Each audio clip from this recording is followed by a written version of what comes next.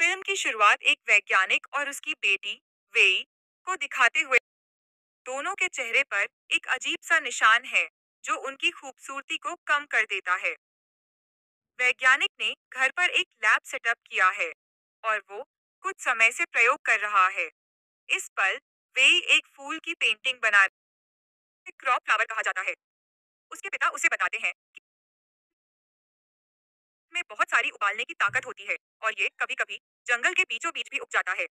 वैज्ञानिक ये भी बताता है कि उसने अपने प्रयोगों में इस फूल का कई बार इस्तेमाल किया है। काफी समय बाद एक वैज्ञानिक आखिरकार एक ऐसा सीरम बनाता है जो उसकी चेहरे की स्कार को छिपाने में मदद कर सकता है।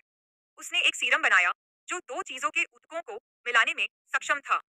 अब वह अपनी त्वचा का एक टुकड़ा काटता है, उस पर एक रसायन लगाता है और उसे अपने चेहरे पर चिपका देता है। जैसे ही यह लगाया जाता है, त्वचा का वो टुकड़ा बढ़ना शुरू कर देता है। इसके ऊतकों का निर्माण होने लगता है और त्वचा धीरे धीरे फैलने लगती है। यह उसके मुंह और घावों को भी ढकने लगता है। यह देखकर वह बहुत डर जाता है। उसे नहीं चाहता था कि ऐसा कुछ हो। वो सिर्फ अपने मुंह के निशान को खत्म करना चाहता था, लेकिन ये चमड़ी उसके पूरे मुंह को ढक लेती थी। डरकर वैज्ञानिक ने उसके होठों के हिस्से को काट दिया। उसने उस चमड़ी को काटा, लेकिन फिर भी वो चमड़ी फिर से जुड़ गई। उसकी चमड़ी हर जगह उसकी आंखों और नाक पर फैल गई थी। बार बार वो इसे अपने होठों और आंखों पर फैला रहा था। वो अपने होठों पर काट रहा था। ये सब देखकर वो बहुत डर गया था। आखिरकार वो अपने पिता से नहीं डरता था। आखिरकार वो अपने पिता से नहीं डरता था। उसने अपने चाकू घोंपा और उसे मार डाला। इस हादसे के चलते वो टूट गया। उसने अपने पिता को मार दिया था और अब उसका कोई नहीं था। वक्त गुजरता गया और वो पढ़ाई करती रही। पढ़ाई में वो अपने पापा की तरह बहुत अच्छी थी। इसी वजह से उसे अमेरिका के एक बड़े यूनिवर्सिटी में स्कॉलरशिप मिली। उसने अपने गियार्ड्स होम टाउन को छोड़कर अमेरिका आ गई। अमेरिका में वो अपनी चाची के साथ रहने वाली थी। उसकी बेटी का नाम भी एंजी था और एंजी अपनी चाची के पास आने से खुश नहीं थी, क्योंकि उसे अपना कमरा शेयर करना था। खैर, वो कमरे में जाती है और एक छोटा सा मंदिर बनाती है जिसमें उसके पिता की तस्वीर रखी होती है। यह जाना जाता है कि उसने अपने पिता को भगवान मान लिया था और वह उनकी पूजा करती थी। थोड़े समय बाद हमें उसके पास कुछ नोट्स और चीजें उसके पिता की मिलती हैं और हमें पता चलता है कि वह अब भी वो प्रयोग कर रही है जिसकी वजह से उसके पिता की हत्या हुई थी। अगले दिन उसका विश्वविद्यालय का पहला दिन था। विश्वविद्यालय जाते समय वह रास्ते में एक आदमी से मिलती है जो बेघर था और वहीं बैठा रहता था। उसका चेहरा बहुत खराब था। वे कुछ सेकंड तक उसे देखती रही। इस आदमी ने वे की मदद की और उसे विश्वविद्यालय का रास्ता बताया। उसके बाद वो लियो वहां से चली गई। क्लास में आते ही प्रोफेसर गर्व से डब्ल्यू का पूरे क्लास से परिचय करवाते हैं, क्योंकि डब्ल्यू ने एंट्री टेस्ट में 100% अंक मिले हैं और ये सालों में पहली बार हुआ है। क्लास खत्म होने के बाद वो अपनी साइंस पढ़ती है और वह यहाँ से कुछ चीजें लेने की कोशिश करती है। यह करते हुए प्रोफेसर उसे देखते हैं और पूछते हैं, तुम यहाँ क्या कर रही हो? वे ये बताती है, मुझे कुछ एक्सपेरिमेंट करना है जिसके लिए मुझे यहाँ से कुछ चीजें लेनी है। प्रोफेसर कहते हैं, यहाँ से चीजें लेना मना है, लेकिन हाँ, अगर तुम मेरे लैब असिस्टेंट बन जाओ तब तुम यहाँ की चीजों का इस्तेमाल कर सकोगे। वे प्रोफेसर को बताता है कि मेरे पापा भी एक वैज्ञानिक थे और मुझे उनके रिसर्च को आगे बढ़ाना है। उसके हाथ में रिसर्च चल रही है। वहाँ एक रिसर्च डायरी भी थी जिसे प्रोफेसर अब देखना शुरू कर चुके थे और इसे देखकर उन्हें बहुत हैरानी हुई। वे वाई के पास गए और वाई के पापा के बारे में जानकारी जुटाई और उन्होंने जाना कि वाई के पापा वाकई में एक जीनियस वैज्ञानिक थे, लेकिन फंडिंग न मिलने की वजह से वे अपने किसी भी एक्सपेरिमेंट पर पूरी तरह से काम नहीं कर सके। दूसरी तरफ यह दिखाया गया है कि वई के चचेरे भाई आंजी के दो दोस्त उसके घर आए हैं। वे यहाँ वई की चीजें चुराने लगते हैं और इस बीच कुछ खून से भरे औजार भी मिलते हैं। अजीब और भयानक चीजें जो प्रयोगों से जुड़ी हैं और डरावने प्रयोग की तस्वीरें भी दिखाई देती हैं। यह देखकर तीनों डरे हुए लगते हैं। खैर, अगला दिन है और हमें दिखता है कि अंजी अभी भी अपने दोस्तों के साथ बैठी है। वई को उन्हें देखकर बहुत अच्छा लगा। वई भी ऐसे दोस्त बनाना चाहती थी, इसीलिए वह उनके पास गई और दोस्ती कर ली और उसने उन्हें लंच ऑफर किया। वाई के चेहरे के निशान की वजह से ये लोग वाई के पास आते थे। वे जाना नहीं चाहते थे, लेकिन फिर भी उन्होंने रेस्टोरेंट जाने के लिए राजी हो गए। लेकिन जब वे वहां गए और देखा कि वाई अजीब तरीके से खा रही थी, तब उन्होंने वाई को रेस्टोरेंट में अकेला छोड़ दिया और भाग गए। बाई ने सारा खाना पैक किया और बाहर आकर उसने उस बेघर आदमी को दिया जिसका चेहरा खराब था। यहाँ वह उस बेघर आदमी से भी बात करती है, क्योंकि आज वह बहुत उदास थी। उसने उस बेघर आदमी से कहा, मेरे चेहरे पर एक निशान है जो मुझे बहुत बदसूरत बनाता है। बेघर आदमी उससे कहता है, ऐसा नहीं है, तुम जैसी हो वैसी ही खूबसूरत हो। उससे बात करके वेई को कुछ अच्छा महसूस हुआ। अब वह घर जा रहा था।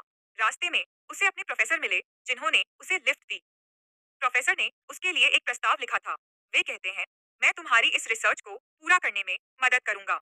इसके लिए प्रोफेसर को वेई की अनुमति चाहिए थी, क्योंकि यह वेई के पिता की रिसर्च थी। वेई ने खुशी खुशी हाँ कर दी, क्योंकि प्रोफेसर पहले इंसान थे जो उसकी मदद कर रहे थे। अगले दिन से ये लोग उस एक्सपेरिमेंट पर काम करने लगते हैं। कई दिनों की मेहनत के बावजूद उनका एक्सपेरिमेंट नहीं चला। उनकी सारी मेहनत बेकार जा रही थी। उन्हें अपनी इच्छा का रिजल्ट नहीं मिल रहा था। इससे प्रोफेसर बहुत परेशान हो जाती है और तय करती है कि इस एक्सपेरिमेंट को रोक देंगी। आज जब वह उदास थी, तब एनजी की दोस्त एलिस वहां आई। वह भी लैब असिस्टेंट की नौकरी के लिए आई थी और प्रोफेसर ने उसकी रिक्वेस्ट स्वीकार कर ली। वह एनजी के साथ घर जाती है और रास्ते में वह अपने पिछले दिनों के लिए एनजी से माफी मांगती है और उसके साथ दोस्ती भी कर लेती है। इस समय एलिस के हाथ में एक पोस्टर था, जिसमें उसी फूल की तस्वीर थी। वही फूल जिसे उसके पिता प्रयोग में उपयोग करते थे। यह देखकर वे का मन बहुत उलझन में आ गया। उसे पता चला कि यह फूल एक प्रदर्शनी में लगाया गया है। ये पढ़कर उसे अपने पिता के शब्द याद आए कि उनके प्रयोग के लिए उस फूल का होना बहुत जरूरी था। तो उसने तय किया कि उसे वो फूल हासिल करना है। रात में वह चुपचाप पास के फार्म हाउस जाती है और वह प्रदर्शनी से वो फूल चुरा लेती है। वह फूल चुरा लेती है और उसे साइंस लैब में ले जाती है। वहां वह अपना प्रयोग शुरू करती है। साइंस लैब में प्रोफेसर और एलिस पहले ही छिपे हुए थे, जिसे वह अपने प्रयोग की एक्साइटमेंट में नोटिस नहीं करती। उसने उस फूल का एक्सट्रैक्ट लिया और उसे अपने प्रयोग में डाल दिया। फिर उसने अपने पैरों की त्वचा काटी और उसे दो टुकड़ों में काटकर उस सीरम को वहां लगा दिया। और हैरानी की बात है, वह सीरम भी दोनों टुकड़ों की त्वचा को जोड़ देता है। अब जहां से उसने अपनी त्वचा निकाली थी, वहां भी वही सीरम लगाती है और वो अपनी त्वचा का वही टुकड़ा वहां रख देती है। उसे देखते हुए त्वचा सफेद हो जाती है। जब वो उसे देखती है, त्वचा फिर से बनने लगती है। मतलब वहां फिर से त्वचा बनने लगती है। प्रोफेसर खिड़की से ये सब देखकर हैरान हो जाते हैं और सब कुछ देखते रहते हैं। वो तुरंत एलिस को यहाँ से भेज देते हैं और फिर वो वाई के पास जाते हैं और पूछते हैं, तुम क्या कर रही हो? वाई प्रोफेसर को बताती है कि कैसे उस फूल के सेरम ने उनके प्रयोग में सफलता हासिल की। अब उनका प्रयोग काम कर रहा था। जब वो प्रोफेसर को अपने पैरों की त्वचा दिखा रही थी, उस समय एलिस को उन लोगों से जलन होने लगी, क्योंकि उसे कुछ ठीक नहीं लग रहा था और उसने वेई की अजीब और बेकार तस्वीरें भी ली। उसके बाद वह आई और वेई को डांटने लगी और उसने वेई को यहाँ से ले लिया। वेई अचानक एलिस के इस तरह आने से डर गई। डर के मारे उसने वही नोटबुक उसी लैब में छोड़ दी। यह देखकर प्रोफेसर बहुत खुश हुए। एलिस ने अब तक वह फोटो वेई की कजिन एंजी को भी भेज दी थी। उधर प्रोफेसर वेई के पिता का डायरी अंग्रेजी में अनुवाद करने की कोशिश कर रहे थे। एंजी जब इन तस्वीरों को देखी तो बहुत गुस्सा हुई और गुस्से में उसने कई चीजें तोड़ दी ताकि वाई को कम किया जा सके। जब वाई कमरे में आई और कमरे की ये हालत देखी, तो वो बहुत उदास हो गई। फिर अचानक आंगी पीछे से आई और वाई पर हमला कर दिया। वाई खुद को बचाने की कोशिश कर रही थी, लेकिन आंगी वाई को मारने की पूरी ताकत लगा रही थी। ऐसे में वाई ने एक पेन उठाया और आंगी को खुद से हटाने की कोशिश की। फिर वो पेन आंगी की गर्दन में फंस गया। वो उसके गर्दन में फंस गया और यहीं आंगी की मौत हो गई। भले ही वाई का उसे मारने का कोई इरादा नहीं था, फिर भी आंगी मर गई। डर के मारे उसने एंजी लाश को बाथरूम में ले जाकर रखा। अब वो इस लाश के साथ क्या करे? उसके दिमाग में अजीब सोच आने लगी। उसने एंजीज की स्किन काटनी शुरू कर दी। एंजीज के मुंह की स्किन हटाने के बाद उसने अपने सीरम को उसके मुंह पर इंजेक्ट कर दिया और उसने सारी स्किन अपने मुंह पर लगा ली। वे के चेहरे की ऊतकों और एंजीज की स्किन आपस में मिल गईं और वे बिल्कुल एंजीज जैसी दिखने लगी। तब तक एंजीज की माँ कहीं चली गई थी। जैसे ही वो घर लौटी, उसने सोचा कि वे एंजीज है और उसे गले लगा लिया और उसने उसे प्यार करना शुरू कर दिया। वे ने इसे अच्छा तरीका समझा। अब उसने अपने आप को वे में नहीं बदला। सुबह उसने एंजी के कपड़े पहने और एंजी का लुक बनाया। उसने एंजी की जिंदगी का मजा लेना शुरू कर दिया। जब वह यूनिवर्सिटी गई, तो उसने सबसे पहले एंजी के बॉयफ्रेंड से मिली। पहली बार कोई लड़का उसके इतना करीब आया। वेई को बहुत अच्छा लगा। अब वह एंजी के चेहरे के साथ एंजी की जिंदगी का मजा ले रही थी और उसने समझा कि उसका जीवन वेई के शरीर में बहुत बोरिंग था। एंजी की अच्छी दोस्त भी वहां थी, उसका बॉयफ्रेंड भी वहां था, उसकी प्यार करने वाली माँ वहां थी। वह एंजी के बॉयफ्रेंड के साथ डेट पर भी जाती है। जब वे एक दूसरे के करीब आने लगे, अचानक एंजी की त्वचा वेई के चेहरे से उतरने लगी। ये देखकर लड़के को बहुत डर लगने लगा। ये तो बहुत ही क्रीपी था। लड़का इससे डरकर वेई से पीछे की तरफ दौड़ने लगा। दौड़ते दौड़ते उसे ये नहीं पता चला कि पीछे एक ढलान थी, जिससे वह गिर गया। वह गिरकर मारा गया। जब वेई डर गई तो वह घर चली आई। वह अपने पिता की नोटबुक ढूंढने लगी, क्योंकि ये शायद उसके नोटबुक में स्किन को स्थायी लगाने का राज हो सकता है। उसे अपने पिता का नोटबुक नहीं मिलता, क्योंकि वो प्रोफेसर के साथ थी। लेकिन इस समय उसके पास थोड़ा सा सीरम था। वो इसे निकालती है और फिर से अपनी त्वचा में इंजेक्ट करती है। एनजी का चेहरा फिर से लिया जाता है। दूसरी तरफ प्रोफेसर को दिखाया जाता है, जो अब उस फूल की तलाश में है। कौन सा फूल उस प्रयोग को सफल बना सकता है? फूल की तलाश करते हुए इस समय प्रोफेसर को उनके अनुवादक का फोन आता है। वह असल में उस नोटबुक का अनुवाद इंग्लिश में कौन कर रहा था। वह बताता है कि ये प्रयोग बहुत खतरनाक है। इस प्रयोग को करना रिस्की हो सकता है। साफ शब्दों में प्रोफेसर उसे तुरंत ये प्रयोग बंद करने के लिए कह रहा था, लेकिन प्रोफेसर उसकी नहीं सुनता। अब वे अपने पिता की किताब लेने यूनिवर्सिटी आती है। लैब में उसे अपने पिता की किताब कहीं नहीं मिलती, क्योंकि उस प्रोफेसर ने वो किताब उसके अनुवादक को दे दी थी। इसलिए वह प्रोफेसर को कॉल करती है। प्रोफेसर उसे बताता है, हाँ, मेरे पास वो किताब है, लेकिन अब तुमको नहीं मिलेगी, क्योंकि मैं वो एक्सपेरिमेंट अपने नाम पर छापूंगा। ये सुनकर वाई बहुत गुस्सा हो गई, लेकिन वो कुछ नहीं कर सकी। फिर वो वहां से चुपचाप चली गई। जैसे ही वो यूनिवर्सिटी से बाहर आई, उसे ईव दिखी। उसे पता चला कि ईव भी प्रोफेसर के साथ अफेयर कर रही थी। अब प्रोफेसर का गुस्सा। उसने सोचा कि इसका बदला ईव से लेगी। फिर अंगी की तरह उसने ईव को अपने घर बुलाया और ईव आई। जैसे ही वो आई, वाई ने गुस्से में उस पर हमला कर दिया। ईव भी परेशान थी और अपनी जान बचाने के लिए वो चुपके से बगीचे में पहुंच गई, लेकिन वही ने उसे यहाँ भी पकड़ लिया और एक ड्रिल मशीन से उस पर हमला करके उसने उसे मार दिया। ईव को मारने के बाद उसने ईव की चमड़ी उतार ली और अपने मुंह पर रख ली। अब वो बिल्कुल ईव की तरह लगने लगी। उसने अपने बाल भी ईव की तरह बनवाए और कपड़े भी ठीक वैसे ही दिखने लगे जैसे ईव के थे। अपने फोन देखकर उसने ईव का स्टाइल भी कॉपी कर लिया, ताकि कोई उसे पहचान न सके। इस सब के दौरान हमने देखा कि पड़ोसी का कुत्ता इस सब को देखकर काफी भौंक रहा था। तो पड़ोसियों ने पुलिस को बुलाया, लेकिन जब पुलिस घर आई तो उन्होंने ईव को तौलिए में देखा और वो बिना कुछ कहे चली गई। सुबह जब वो ईव के चेहरे से यूनिवर्सिटी जाती है तो उसे बहुत अच्छा लगता है, क्योंकि ईव बहुत लोकप्रिय स्टूडेंट थी। सब उसे देखकर खुश होते हैं। अब वो ईव के चेहरे के साथ प्रोफेसर के घर जाती है। उसे पता था कि उसे यहाँ अपने पिता का नोटबुक मिल जाएगा। प्रोफेसर को भी नहीं पता था कि वो ईव के चेहरे में है, इसलिए प्रोफेसर उसे घर में दाखिल होने देता है। ईव पूरे घर में अपने डैड की नोटबुक ढूंढती है, लेकिन उसे कहीं नहीं मिलती। वो वापस आती है। आखिरकार उन दो मर्डर जिनका उसने किया था वो पहले छुपा देती है। उसने एनजी और ईव का शव पूल में डाल दिया। फिर वो एनजी और ईव के मोबाइल चेक करने लगती है, जहां उसे अपनी और प्रोफेसर की एक तस्वीर मिलती है, जिससे एलिस उसे बदनाम करने की कोशिश कर रही थी। उसने इस तस्वीर को प्रोफेसर के खिलाफ इस्तेमाल किया और उसने इसे प्रोफेसर के खिलाफ अधिकारियों को ईमेल किया। जब अधिकारियों को पता चला कि प्रोफेसर लड़कियों का गलत फायदा उठा रहा है, फिर उन्होंने तुरंत पुलिस में प्रोफेसर को गिरफ्तार कर लिया। लेकिन प्रोफेसर की पकड़ भी काफी मजबूत थी। अगले दिन वो जमानत पर बाहर आई और घर आकर वही प्रयोग शुरू किया, जो असल में उसके पिता का था। कदम दर कदम फॉलो करते हुए उसने भी सर्दी करा लिया और दो स्किन टिश्यू को जोड़ने की कोशिश की।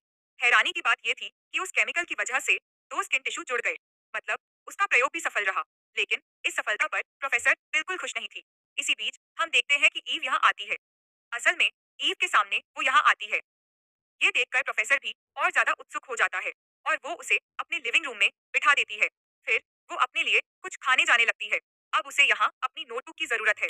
जब वो जाती है तो नोटबुक की तलाश करने लगती है और उसे वो केबिन में मिल जाती है। प्रोफेसर द्वारा अभी अभी बनाए गए सीरम को भी वो पाती है। सीरम लेते ही वो यहाँ नहीं रुकती, बल्कि भाग जाती है। उसके भागने पर प्रोफेसर को थोड़ा संदेह होता है और जब उसने अपना केबिन खोला और देखा, उसने कोई सीरम नहीं बनाया था।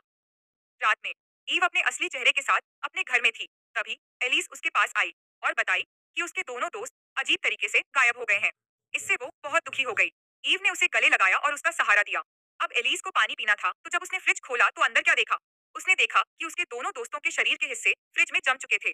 यह देखकर वो डर गई और चिल्लाने लगी। कोई उसकी चीख नहीं सुन पाया। या तो वो जाकर किसी को बता देगी, वो अपने चेहरे को मिट्टी के जाले से ढक लेती है। वो उसे घुटन में डाल देती है और मार देती है। अब उसने इस हत्या को छुपाया नहीं। अचानक उसके घर की बेल बजी। प्रोफेसर बाहर आए। ताला खुला देखकर वो घर के अंदर आ गए। अंदर अजीब तरीके से बैठी थी। जब उसने प्रोफेसर को देखा तो वो हंसने लगी। उसकी हालत देखकर प्रोफेसर को भी अजीब लग रहा था। लेकिन जब वो प्रोफेसर को बधाई देती है, जब उनका प्रयोग सफल होता है, तो प्रोफेसर भी खुश हो जाते हैं। लेकिन फिर ईव गुस्से में कहती है, यह तुम्हारा नहीं बल्कि मेरे डैड का एक्सपेरिमेंट था। प्रोफेसर अब ईव की बातें अनदेखा करता है और फ्रिज की तरफ बढ़ता है अपनी सीरम लेने के लिए। जैसे ही वह फ्रिज खोलता है, वहाँ इंसानों की लाशें देखकर उसकी सांसें भी थम जाती हैं। उस आदमी को कंट्रोल करना बहुत मुश्किल था, लेकिन ईव ने यहाँ भी चतुराई दिखाई और एक बेहोश करने वाला इंजेक्शन प्रोफेसर के गले में रुककर उसे बेहोश कर दिया। थोड़ी देर बाद जब प्रोफेसर होश में आया तो उसने देखा कि ईव ने उसकी पूरे शरीर की खाल निकाल दी थी। ये देखकर वो जोर जोर से चिल्लाने लगा। अब ईव प्रोफेसर पर सीरम लगा रही थी और उसके बाद उसने प्रोफेसर के शरीर पर एक स्किन का टुकड़ा रख दिया। ये स्किन अपने आप बढ़ने लगती है, जैसे फिल्म की शुरुआत में किम के पापा वैज्ञानिक के चेहरे पर थे। इस वक्त ईव ने प्रोफेसर के मुंह में एक स्ट्रॉ डाल दिया था। स्ट्रॉ के अलावा वो स्किन हर जगह फैलने लगी। उस स्किन की वजह से प्रोफेसर की सांसें दम घुटने लगी और वो थोड़ी ही देर में मर गया। मरने से पहले उसने जो चीखें मारी थीं, पड़ोसी ने उन्हें सुन लिया था, तो पड़ोसी ने फिर से पुलिस को बता दिया।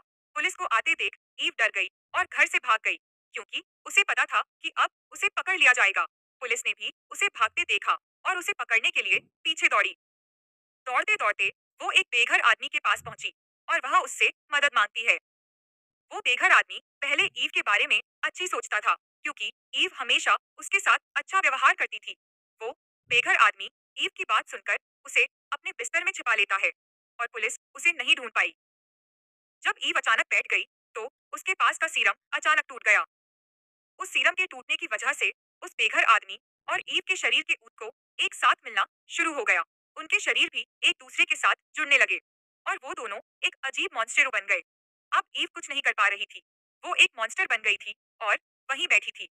फिर उसने अपनी आंटी को देखा, जो अपनी बेटी एंजी की खोज में वहां आई थी। वो अपनी आंटी को एंजी के बारे में कुछ नहीं बता पाई और इसी पर यह कहानी खत्म हो गई।